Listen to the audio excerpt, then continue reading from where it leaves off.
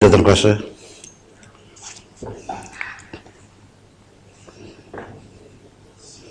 Sila Menteri semua.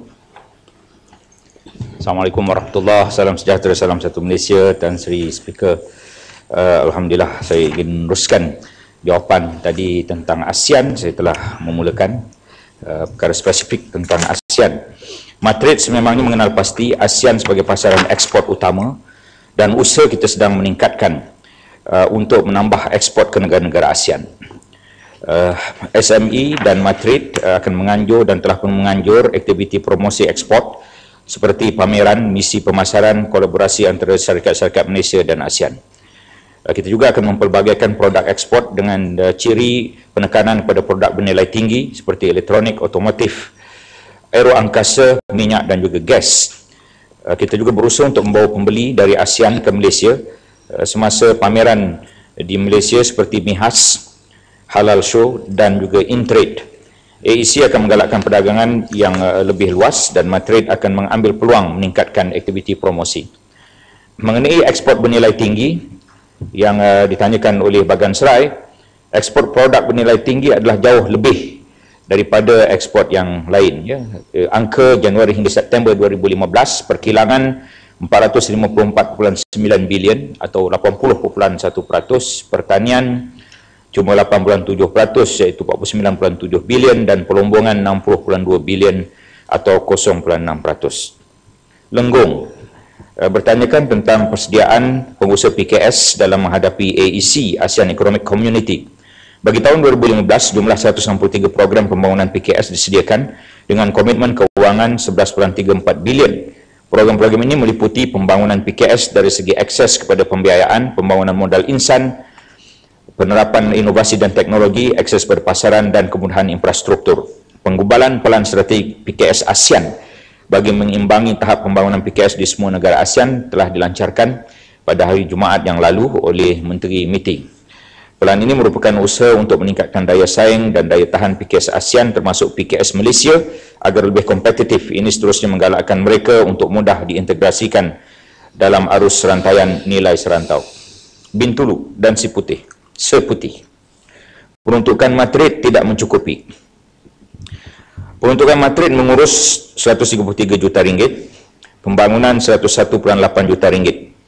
Ada kemerosotan dari segi peruntukan dibanding 2015 dan 2016. Oleh kerana itu, kita akan menggunakan reserve dan reserve ini ialah baki peruntukan tahun-tahun sebelumnya dan pendapatan yang dijana dari pameran pada tahun 2015. Dan jumlah baki itu ialah 31.4 juta dan dengan jumlah 31.4 juta itu dengan dicampur peruntukan yang ada, ia tidaklah menjejaskan sangat. Ya. Tetapi kita akan membuat adjustment seperti penekanan pada aktiviti utama bagi produk bernilai tinggi, minyak, gas, aeroangkasa.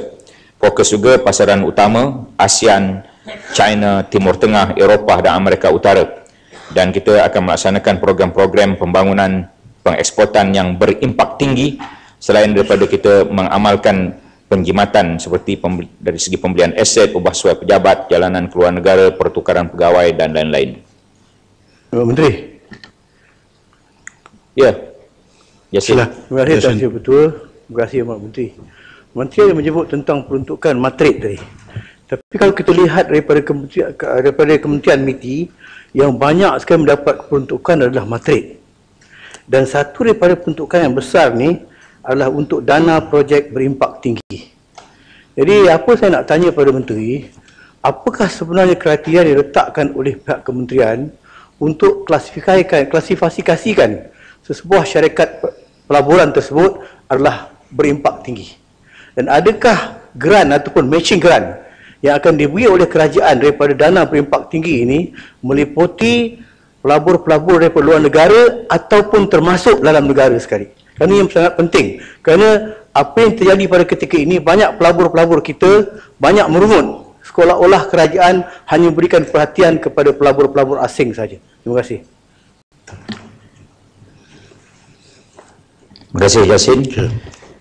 Dana yang kita berikan itu, kalau kita sebut matching grant itu ialah dana DISF, Domestic Investment Strategic Fund.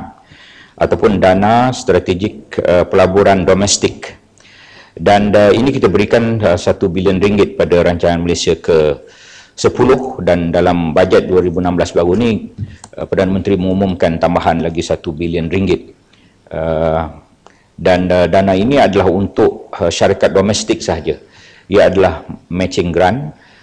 Di antaranya ialah jika syarikat yang berkaitan itu mengadakan R&D dengan jumlah yang tertentu, research and development, dan juga training ataupun latihan kepada pekerja-pekerja mereka.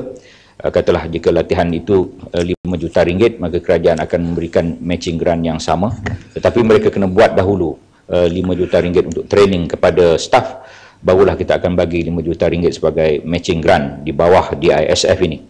Jadi tidaklah betul jika kita katakan bahawa banyak hanya untuk syarikat-syarikat pelabur asing datang ke Malaysia dengan segala insentif yang diberikan. Kita juga berikan matching grant kepada syarikat-syarikat domestik.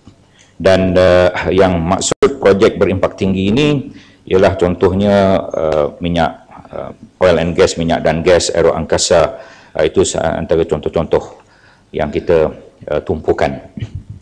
Bintulu membacakan satu Facebook posting daripada entah seorang di luar sana, membuat tuduhan terhadap KSU MITI dan si Dr. Rebecca Stamaria, dan kita akan buat penyiasatan terhadap apa yang disebut oleh Bintulu itu, dan perkara yang berkaitan belum dipastikan kesahihannya. Bintulu juga menyebut tentang syarikat Tokoyama. Syarikat Tokoyama ini memang berada di Bintulu, di Samalaju Industrial Park di Sarawak. Antara perkara utama yang dikeluarkan di situ ialah mengeluarkan silikon yang tertentu untuk solar power, kuasa cahaya matahari. Dan pada 30 Jun 2009, tarikh diluruskan untuk syarikat Tokoyama daripada Jepun ini ialah 5.4 bilion ringgit dari segi pelaburan. Diluruskan pada 25 Februari 2014 tambahan untuk pembesaran kilang Tokoyama itu sejumlah 5.11 bilion ringgit lagi. Jadi angka yang diberikan itu adalah angka yang, ya, Bintulu pun ada, saya dah maklum bahawa kita akan buat siasatan tentang posting FB yang berkaitan. Tentang angka matrik dan maida yang ditimbulkan oleh Bintulu, data pelaburan dan projek-projek yang diluluskan berdasarkan komitmen atau cadangan pelaburan dalam sektor perkilangan dan sektor perkhidmatan terpilih. Kita dapat statistik itu daripada Bank Negara dan Jabatan Perangkaan Malaysia untuk jumlah perdagangan. Pada ketika yang sama, matrik dan maida juga mendapat sumber-sumber rasmi tempatan dan antarabangsa. Antaranya laporan Kementerian Keuangan, Unit Perancang Ekonomi, Pengerusi. Ya. Ya. Terima kasih Tan Sri Pengerusi. Terima kasih Yang Berhormat Timbalan Menteri. Tadi beritahu jawapan di Dewan Yang Mulia ini. Bagi tahu Tokoyama 2014 ada lagi kelulusan daripada kementerian, ada tambahan 15 bilion. Tadi di kawasan saya tak nampak dia buat apa-apa extension ke apa. Saya dipaham daripada Tokoyama, dia beritahu he is not going to do the further extension tengah izin. So mana satu maklumat betul. Ini perkara berlaku di saya punya kawasan. So saya mau minta maklumat yang tepat. Jangan kali kau punya jawapan syok sendiri. Faham? Ini isu satu. Isu kedua, tadi soal ini isu serius ni. Ini Kementerian MITI ini. KSU ada buat tuduhan ataupun condemn kerjaan, ada ke tidak? Saya minta satu siasatan. Belum lagi jawapan. Ini sebutir tahu apa? Tadi dia di luar sana setengah dia hantam sama saya. Dia kata saya mau guna itu uang peruntukan. Pergi cek kementerian. Berapa sen saya guna kementerian punya uang untuk saya jalankan tugas. Jangan orang mau tarik pelabur, minta peruntukan lebih untuk pegawai jalankan tugas. Dia bukong kali kong temberan dalam tewang ini. Dia pikir semua boleh buat kempen lah. Orang cerita betul tu cerita bukan-bukan. Apa punya MP ini?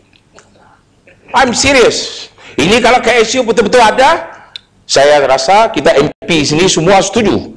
Ini KSU mau kena disingkirkan. Mana boleh.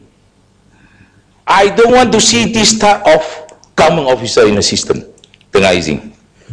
Saya minta penjelasan. Maida telah memberi saya angka mengenai Tokoyama, dan Maida telah saya minta untuk double check adakah angka itu betul, ya. Pertama, tarikh diluluskan 30 Jun 2009. Projek baru pada ketika itu. Dan Tokoyama memberitahu kita jumlah pelaburan yang mereka keluarkan ialah 5.48 bilion. Kemudian Maida meluluskan lagi pembesaran. Sama ada Tokoyama telah lakukan ataupun tidak, itu satu perkara yang berbeza, tetapi yang telah dinyatakan oleh Tokoyama kepada pihak Maida, yang kita juga telah luluskan pada 25 Februari 2014, kelulusan pembesaran sebanyak 5.11 bilion ringgit lagi. Sama ada mereka sudah melaksanakannya ataupun tidak, itu satu perkara yang berbeza, tetapi kelulusan telah diberikan, ya. Kemudian mengenai tuduhan terhadap KSU, saya menelpon menteri tadi, dan menteri kata siasatan akan dibuat tentang posting FB berkaitan, dan kita anggap ini sebagai satu tuduhan yang serius dan kita akan buat siasatan. Itu tentang Bintulu. Kelana Jaya. Dana projek berimpak tinggi menjadi pelengkap dan insentif cukai agar negara dapat menawarkan pakej galakan yang lebih menarik dan kompetitif berbanding negara pesaing dan penyumbang pada pembangunan ekonomi maju bernilai tambah. Dan kita juga ingin mengukuhkan rantaian industri, pembangunan vendor tempatan, penggunaan bahan tempatan, peningkatan R&D tempatan dan peningkatan tahap kemahiran. Dan saya ingin menjelaskan lagi tentang dana DISF tadi, Domestic Investment Strategic Fund, yang juga ditanyakan oleh Kelana Jaya, yang juga ditanyakan oleh pihak Yang Berhormat Jasin. Sekejap, ya. Sebanyak 356.3 juta telah kita berikan untuk pemodenan dan naik taraf kemudahan serta peralatan untuk menjalankan aktiviti perkilangan. Ini skop grant yang kita berikan sehingga 30 September 2015. R&D 274.8 juta, latihan 63.4 juta, pelisinan 43.7 juta, piawaian dan sijil antarabangsa 18.2 juta. Ini adalah dana 1 bilion yang telah diberikan dalam rancangan Malaysia ke-10. Itu di antara perkara yang kita gunakan dari segi matching grant, R&D, latihan, pelisinan. Dan 1 bilion lagi ialah pada rancangan Malaysia ke-11, belum lagi dibelanjakan. Ya. Terima kasih Menteri, terima kasih. Terima kasih Tan Sri Pengerusi. Sebenarnya itu bukan soalan saya, Menteri. Soalan saya adalah tentang bangunan-bangunan yang baru itu, dua perkara, ya. Dan juga tentang kenapakah dana pembangunan jauh lebih besar tahun ini. Terima kasih. Dana pembangunan itu saya baru jawab. Tentang bangunan saya akan jawab sebentar lagi. Kelana Jaya dan Temerloh bertanyakan tentang bangunan. Ibu Pejabat MITI kenapa tidak pindah ke Putrajaya, kata Temerloh. MITI mengambil keputusan untuk mengekalkan Ibu Pejabat MITI di Jalan Duta sekarang bagi memudahkan urusan dan keberkesanan penyampaian perkhidmatan pada pelanggan-pelanggan yang kebanyakannya berada di sekitar Kuala Lumpur dan Lembah Kelang. Tambahan pula, agensi-agensi di bawah MITI juga berada di sekitar Kuala Lumpur. Dan anak syarikat PJ Holding yang terlibat dalam syarikat konsesi bagi Menara MITI, ia dilakukan secara PFI, jenis penswastaan secara PFI, kos pembinaan 342 juta ringgit. Datuk Menteri, tarikh kuat kuasa kontrak. boleh? Sebelum saya soal bangunan tadi yang disebut, soal Temerloh tadi itu. Ini soal bangunan. Saya melihat perkara ini, terima kasih Tan Sri, bahawa Kementerian MITI ini dilihat oleh rakyat negeri Sabah seolah-olah tidak memperdulikan peranan-peranan negeri Sabah dan Sarawak itu, yang mana tidak kelihatan apa bangunan pun tak ada di negeri Sabah yang dipunyai oleh Kementerian MITI. Bahkan Maltrade pun sepatutnya ada. untuk menggalakkan pelaburan di kedua-dua negeri ini. Apa penjelasan Menteri soal ini? Kita ada pejabat MITI, Matrit dan SME di Sabah dan juga di Sarawak yang berhormat ya. Kita ada di Kota Kinabalu dan kita ada di Kuching. Saya teruskan tentang bangunan. PFI 342 juta ringgit. Ia adalah anak syarikat PJ Holding dan PJ Holding pula adalah anak syarikat Petronas. Yang ini syarikat konsesi untuk Menara MITI. Tarikh siap kontrak 1 Januari 2016 tapi dah disiapkan pun lebih awal daripada jadual dan pada 27 hingga 30 hari bulan 11 ini kami akan berpindah ke bangunan baru itu. Hanya lebih kurang 5 minit daripada bangunan kami sedia ada sekarang. Dan bangunan ini berjumlah keluasan lantai kasar tidak termasuk tempat letak kereta 574,888 kaki persegi. Sesuai dengan harganya 342 juta itu. Keluasan lantai kalau termasuk tempat letak kereta 911,156 kaki persegi. Jumlah tingkat 31 tingkat, ada podium 3 tingkat, lower ground 2 tingkat. Dan kos seismik yang disebut juga oleh Kelanajaya itu adalah struktur yang dibuat di bangunan itu bagi mengelakkan kesan gempa bumi. Dan ini berjumlah 15.5 juta ringgit. Jadi itu saja tentang penjelasan bangunan. Menteri boleh tak? Ya. Terima kasih Tan Sri Pengerusi. Terima kasih Menteri, jawapan yang baik sekali memberi semua data-data. Tapi saya nak minta satu lagi. Cuma terma kontrak tu berapa lama? Sebab dia start 1 Januari 2016, adakah untuk 10 tahun, 20 tahun? Kalau Menteri boleh jawabkan. Terima kasih. Saya sambung sikit Menteri. Tentang tajuk yang sama tentang bangunan baru ni. Kalau kita tengok belanjaan daripada one off ni 110,300 seismic bearing bangunan baru, iaitu untuk dengan izin earthquake resistant structure. Sama ada saya nak tanya pada Dewan Menteri, adakah seismic bearing telah dipasang atau baru nak pasang? Kerana selama ini Lembaga Getah Malaysia telah mengeluarkan satu seismic bearing yang diperbuat daripada getah asli yang telah dibuat pada ketika ini di negara kita yang pertama sekali untuk jambatan Pulau Pinang dan telah diperkenalkan di seluruh dunia dan banyak negara telah pun menggunakan. Saya nak tahu daripada pihak kerajaan sama ada seismic bearing yang diperbuat daripada getah asli boleh digunakan ataupun sebaliknya, dan kenapakah kita memberi keutamaan kepada pembuatan seismic bearing daripada luar negara dan tidak daripada dalam negara. Terima kasih. Soalan yang baik. Saya baru melawat sekali bangunan itu dan saya dipahamkan segalanya sudah sempurna, termasuklah seismik yang disebut oleh Jasin dan struktur bangunan itu untuk mengelak kesan gempa bumi.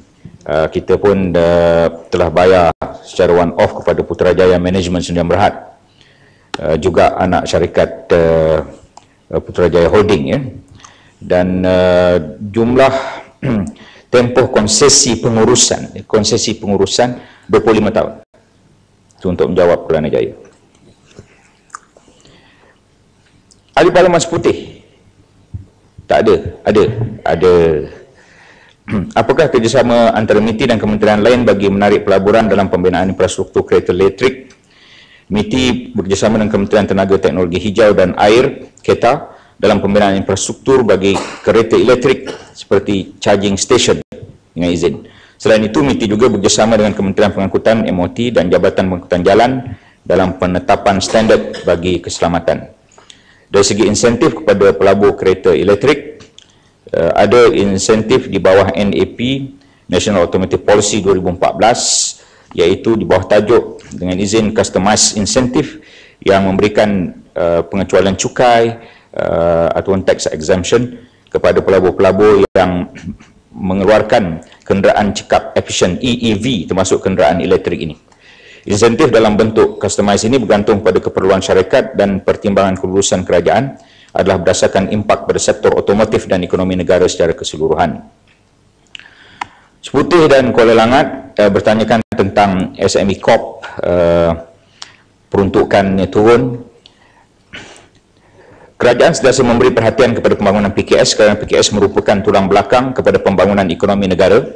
Buat masa ini, PKS menyumbang sebanyak 35.9% pada KDNK negara dan kerajaan mensasarkan sumbangan tersebut meningkat kepada 41%. 35.9 nak naikkan kepada 41% pada tahun 2020. Bagi tahun 2016, jumlah 107.25 juta telah diperuntukkan di bawah belanja pembangunan untuk pelaksanaan inisiatif di bawah Pelan Induk PKS. Dengan pelaksanaan Pelan Induk PKS ini, PKS akan terus dibantu untuk meningkatkan keupayaan dan sumbangan dalam mencapai sasaran seperti yang ditetapkan. Menteri, Kuala Kangsar boleh? Sila. Saya nak sentuh, terima kasih Menteri. Saya nak lihat kepada istilah PKS ni, maksud PKS ataupun SME ni, mengikut tafsiran MITI mungkin PKS itu tinggi. Kalau kita merujuk kepada usahawan Bumiputera, bermakna apakah kategori dan juga tingkat-tingkat PKS atau SME yang telah kerajaan ataupun Matrik dan juga SME Corp ni memberi peruntukan ataupun bantuan kepada SME yang dikatakan small medium industries. Saya rasa perkara ini jauh daripada apa yang dimaksudkan oleh industri kecil di peringkat Bumiputera ataupun usahawan Bumiputera khususnya. Terima kasih. Setakat ini maksud PKS adalah jika turnover jualan setahun 50 juta ringgit atau mempunyai 200 orang pekerja dan ke bawah. Itu kalau untuk perkilangan. Bagi perkhidmatan pula kita turunkan kadarnya pada 20 juta ringgit turnover atau 75 pekerja dan ke bawah. Itu pada sektor perkhidmatan. Yang disebut oleh Ahli Muhammad Kuala Kangsar, terutamanya PKS Bumiputera ini, itu kebanyakannya berada dalam kumpulan apa yang dipanggil sebagai mikro, ya. Dan PKS mikro ini kita tetapkan RM300,000 dia punya turnover dan pekerjanya 5 orang ataupun ke bawah, ya. Dan ia masih lagi boleh dibantu dalam semua usaha-usaha yang kita buat untuk membantu PKS SME. Ada istilah yang di APEC misalnya, mereka tidak menggunakan SME tapi MSME, Micro, Small and Medium Enterprises. Sama ada kita akan berubah pada MSME ataupun hanya mengekalkan PKS, itu kita boleh fikirkan. Tetapi yang penting ialah setakat ini yang micro itu juga kita letakkan di bawah tajuk SME dan mereka juga boleh mendapat segala pinjaman-pinjaman. Kita ada skim pinjaman mudah bagi PKS. Misalnya 2,789 syarikat PKS sehingga 31 Oktober 2015 mendapat pinjaman 2.08 bilion ringgit, yang mana sebanyak 560 juta ringgit diluluskan pada 659 syarikat PKS Bumiputera. Berarti ada, ya. Bukan tidak ada, tetapi ada, walaupun angkanya perlu lagi dipertingkatkan. YB Seputih bertanya tentang AP terbuka, kutipan duitnya berapa dan apakah digunakan untuk apa. Saya ingin maklumkan bahawa antara tahun 2010 hingga tahun 2014 jumlah kutipan fee AP terbuka iaitu sebanyak RM10,000 untuk satu AP yang dibayar kepada kerajaan. Kutipan 2010 284.56 juta, 2011 264.87 juta, 2012 253.56 juta, 2013 334.5 juta, 2014 332.07 juta, 2015 Januari sehingga November 177.74 juta dan jumlah pada saat ketika ini 1795.65 bilion. Dan jumlah ini kita masukkan dalam akaun yang disatukan, kumpulan wang disatukan, ya. Tetapi daripada jumlah 1749 itu 210 juta kita salurkan kepada Malaysian Automotive Institute, MAI, satu agensi di bawah MITI sebanyak 70 juta dan 120 juta lagi kita salurkan kepada MIDF, satu lagi di bawah agensi di bawah MITI. Jumlah yang disalurkan pada MIDF sebanyak 110 juta itu untuk diberikan kepada syarikat-syarikat pemegang AP kenderaan dalam bentuk pinjaman mudah untuk mereka mengembangkan perniagaan untuk keperniagaan lain yang berkaitan otomotif dan bukan otomotif, supaya mereka graduate daripada pemegang AP untuk membuat perniagaan yang lain. Setakat 31 Oktober 2015, sebanyak 24 syarikat AP kenderaan telah mendapat pinjaman dengan jumlah pinjaman sebanyak 76.8 juta ringgit.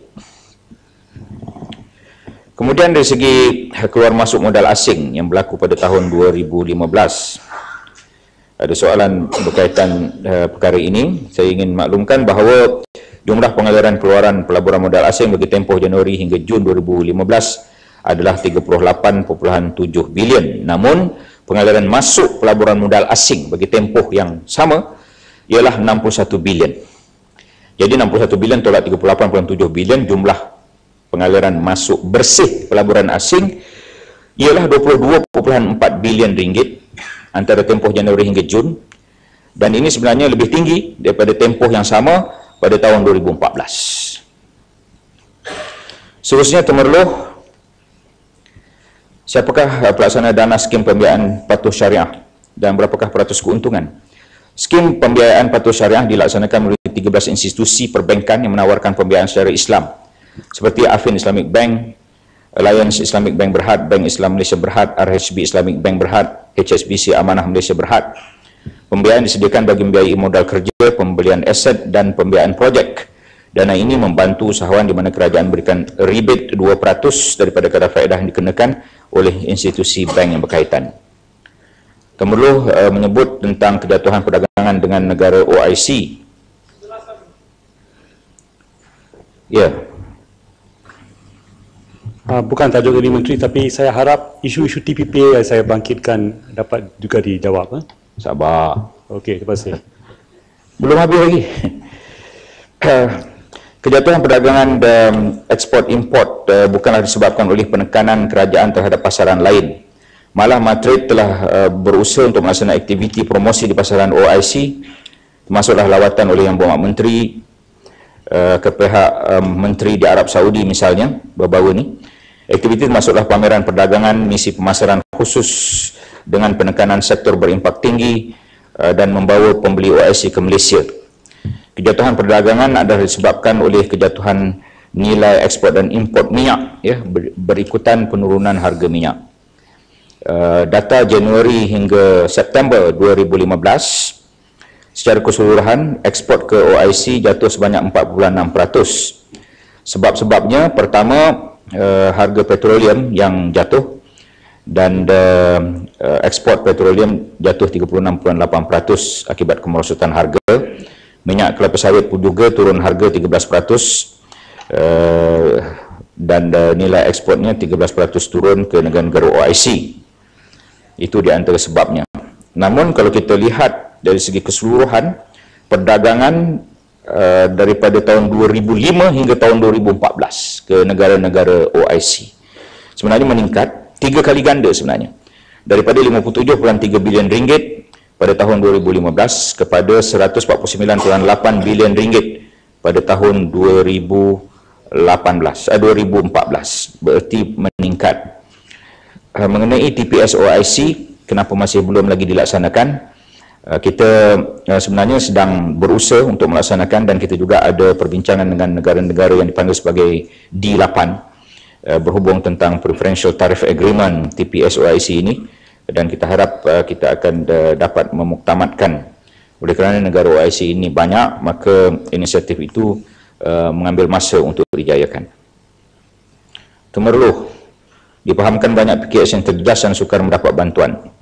MIDF menyediakan pinjaman mudah kepada syarikat PKS tempatan yang mana kadar faedah dan keuntungan dikenakan adalah 4%. Setakat 31 Oktober 2015, sebanyak 2,789 syarikat PKS telah mendapat pinjaman.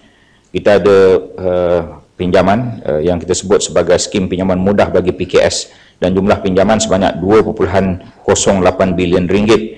Ini skim yang dipanggil sebagai skim SL SME ya.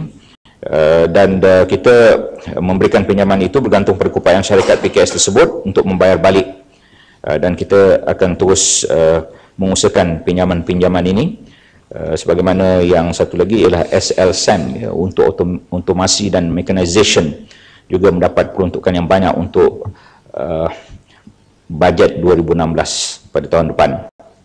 Temerloh, adakah kerajaan menyediakan pelan bersepadu untuk membantu meningkatkan pertumbuhan PKS? Yang memang ada pelan induk PKS yang kita telah laksanakan, dan pelan induk ini untuk meningkatkan penumbuhan perniagaan, menambah bilangan firma, mempunyai pertumbuhan tinggi dan berinovasi, meningkatkan produktiviti dan mempergiat usaha pemformalan dari segi sijil-sijil yang tertentu. Kuala Langat, adakah PKS akan terjejas dengan perjanjian TPPA? Perjanjian perkongsian Trans-Pasifik TPPA tidak mendatangkan tekanan tambahan pada PKS tempatan. Memandangkan Malaysia telah mengamalkan dasar perdagangan yang kompetitif sejak beberapa tahun lalu bagi memastikan peraturan yang adil kepada PKS. Perundingan TPP turut mengambil kira kepentingan PKS melalui dua bab khusus yang melibatkan kepentingan PKS, iaitu akses kepada maklumat dan peningkatan keupayaan. Kerajaan juga telah menjalankan analisis kos faedah CBA yang mengambil kira faktor-faktor seperti prospek PKS, isu bumi putra dan risiko kepada Malaysia jika tidak menyertai TPP. Saya akan sambung tentang TPP selepas ini. Sebelum itu saya ingin menghabiskan ahli berhormat yang lain. Kuala Krai, skim pinjaman mudah otomasi dan pemodenan. Apakah peruntukan buah skim ini? Yang ini dipanggil SLSAM ataupun skim pinjaman mudah otomasi dan pemodenan, diuruskan oleh MIDF pada syarikat pembuatan penghilangan di Malaysia. Ikuti syarikat paling kurang dimiliki 51% oleh rakyat Malaysia untuk meningkatkan tahap produktiviti penggunaan otomasi oleh syarikat perkilangan. Dan skim ini syarikat perkilangan dapat mengurangkan penggunaan produk yang kurang berkualiti untuk mengurangkan kecacatan produk ataupun produk defect, serta dapat meningkatkan jumlah pengeluaran berbanding jika syarikat itu bergantung pada tenaga buruh dibanding dengan menggunakan mesin separa automatik misalnya. Skim SLSAM ini telah diperkenalkan pada tahun 2007 dan setakat 31 Oktober 2015, 414 syarikat tempatan telah mendapat pinjaman di bawah skim ini. Dan jumlah yang telah dikeluarkan pada saat ketika ini ialah 1.5 bilion ringgit. Jerantut bertanya tentang langkah kerajaan membantu PKS meletakkan produk mereka di hypermarket. Bagi membantu PKS meningkatkan akses kepada pasaran, khususnya di hypermarket, SME Corp bekerjasama dengan pelbagai pasar raya seperti Tesco, Giant, Carrefour, pasar raya tempatan seperti Maidin. Kerjasama ini adalah bagi mengenal pasti PKS yang berpotensi menjadi pembekal kepada hypermarket, termasuk membantu PKS meningkatkan keupayaan dan kapasiti masing-masing bagi memenuhi keperluan dan permintaan hypermarket tersebut. Jerantut juga bertanya tentang dana usahawan belia, yang ini kita panggil Youth Entrepreneurial Fund, YEF. Kita telah tubuhkan melalui belanjawan 2013 dan dana ini telah diberikan sejumlah 50 juta ringgit. Setakat ini 518 usahawan kita telah berikan, dan jumlah kelulusan daripada 50 juta ringgit itu ialah 38.6 juta ringgit. Baru-baru ini kerajaan juga telah melancarkan serentak di seluruh Malaysia pada 2 minggu yang lepas, iaitu TUB ya, Tunas Usahawan Belia Bumi Putra 10 juta ringgit, dan dalam rancangan Malaysia ke-11 dinaikkan pada 45 juta ringgit. Menteri. Silakan. Kuala Selangor. Terima kasih Tan Sri Pengerusi, terima kasih Yang Menteri. Saya tertarik tentang program TUB yang telah disebut oleh Yang Menteri sebentar tadi. Saya ingin minta penjelasan daripada Yang Menteri tentang program TUB ini. Kerana saya difahamkan di bawah Kementerian Yang Menteri ada juga program-program seperti yang melibatkan belia di bawah SME Corp dan sebagainya. Tetapi isu utama di peringkat bawahan generasi muda ialah untuk mereka mendapatkan makluman, ya, khususnya daripada program-program yang melibatkan pembangunan usahawan, termasuk juga program TUB. Saya nak tanya pandangan Yang Menteri, adakah wujud inisiatif untuk menggabungkan segala bentuk peluang-peluang ini, ya, di bawah satu bumbung supaya akhirnya nanti belia dapat mendapat maklumat, sebab termasuk juga pihak kementerian boleh turun untuk memberikan maklumat tentang perkara ini. Terima kasih. Ya, terima kasih. Pada 28 hari bulan ini, 11 pagi akan diadakan suatu seminar mengenai dana-dana ini oleh pihak pemuda di PWTC, dan saya harap pihak belia akan hadir untuk mendapatkan maklumat-maklumat tentang dana ke seminar yang berkaitan. 28 hari bulan 11 di PWTC dianjurkan oleh pemuda, dan apa yang disebut oleh Kuala Selangor itu adalah satu perkara yang betul relevan. Kadang-kadang orang-orang muda ini dia kurang sikit untuk mendapat berusaha untuk mendapatkan maklumat-maklumat tentang segala tabung-tabung yang ada. Kita berharap agar mereka yang biasa dengan internet, terutama golongan muda ini, cuba berusaha untuk akses segala maklumat-maklumat. Segalanya kita pusatkan di MITI, www.miti.gov.my. Daripada situ boleh melawat ke laman-laman web yang lain, terutama SME Corp misalnya, yang segala maklumat-maklumat yang berkaitan dengan TUB dan juga Youth Entrepreneur Fund ini, dana usahawan belia ini ada dinyatakan bilakah diadakan kursus misalnya, apakah syarat-syaratnya, dan apakah jenis-jenis perniagaan yang diutamakan, bagaimana untuk mendapatkan latihan-latihan yang tertentu dan kursus-kursus yang tertentu, ada dinyatakan dalam laman web kami di miti.gov.my. Labuan. Kita memang menyadari bahawa Labuan berhasrat untuk menggalak dan menguruskan pelaburan asing, selaras dengan status Labuan sebagai sebuah pulau bebas cukai, dan Labuan juga ada mohon supaya ada pejabat MITI di wilayah Persekutuan Labuan, dan pada saat dan ketika ini kita belum lagi dapat melaksanakan perkara tersebut, tetapi kita ada MITI di Sabah, ya, dan MITI di Sabah ini boleh membantu perkembangan-perkembangan yang ada di Labuan, seperti penyelarasan lawatan pelabur-pelabur asing, dialog bersama pihak industri. Ini antara program-program yang telah dilaksanakan oleh MITI bersama 6 lagi agensi, MIDA, Matrit, SME Corp, MPC, MIDF dan SME Bank di pihak industri di Sabah dan wilayah Persekutuan Labuan. Program latihan, program outreach usahawan, lawatan kilang, dialog bersama pihak industri yang pelbagai, penyelarasan lawatan pelabur-pelabur asing. Dan kita menyadari tentang kepentingan Labuan, dan Labuan juga diuruskan oleh Kementerian Kewangan selain daripada MITI turut membantu. Mengenai TPPA ini, saya ada satu kenyataan secara umum yang ingin saya kongsikan kepada semua yang bertanya. Sungai Siput, Kuala Kerai, Temerloh, Kelana Jaya, ya. Ini 4 pihak yang bertanya. Pertama, Menteri tidak ada di sini kerana beliau terlibat dengan bilateral bersama dengan Perdana Menteri India dan Perdana Menteri China yang sedang melakukan lawatan rasmi ke Malaysia hari ini. Jika tidak, Menteri ingin berada di sini sendiri untuk menjawab segala persoalan tentang TPPA, terutama yang ditimbulkan oleh Sungai Siput khususnya. Kajian kos faedah, cost benefit analysis, oleh Pricewaterhouse dan ISIS sudah siap. Akan dibentangkan ke Kabinet pada 27 November. Akan dibentangkan kepada kami di MITI pada malam ini. Rangkanya sudah dibentangkan pada kami pada minggu sudah. Dan pada malam ini di Putrajaya bermula pukul 8. Pada semua pegawai MITI akan dibentangkan oleh PwC dan juga ISIS. Kemudian kita akan edarkan pada ahli parlimen minggu depan. Kita akan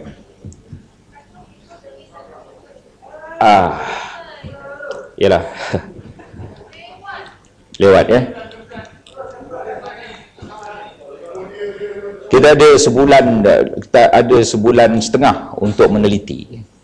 Sebab kita sedang menunggu tarikh yang muktamad daripada Tan Sri Speaker, bilakah sidang khas Dewan Rakyat akan diadakan mengenai TPPA ini.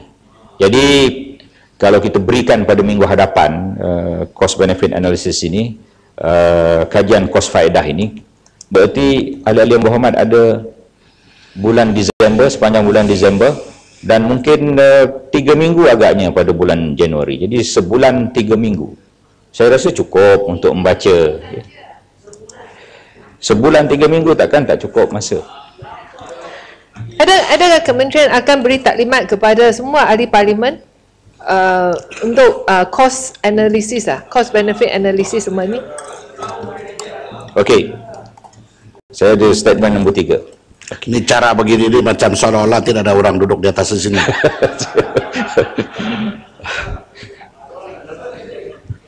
Maaf Tuan Speaker, Tan Sri. Yang ketiga Tan Sri, kenyataan saya tentang TPPA ni, kerajaan akan teruskan penjelasan melalui pelbagai kaedah. Yang Berhormat Menteri akan berjumpa dengan Caucus Parlimen, termasuk Sungai Siput sebagai salah seorang Caucus Parlimen dalam masa terdekat. Dan kita akan mengadakan 2 pertemuan penting ataupun 2 town hall secara terbuka kepada orang ramai. Satu pada bulan Disember dan satu lagi pada bulan Januari. Dan sebelum ditandatangani, TPPA akan dibentang, dibahas di Parlimen pada tarikh yang akan ditetapkan oleh Tan Sri Speaker, dan seterusnya akan dibuat keputusan selepas Parlimen buat keputusan. Ya.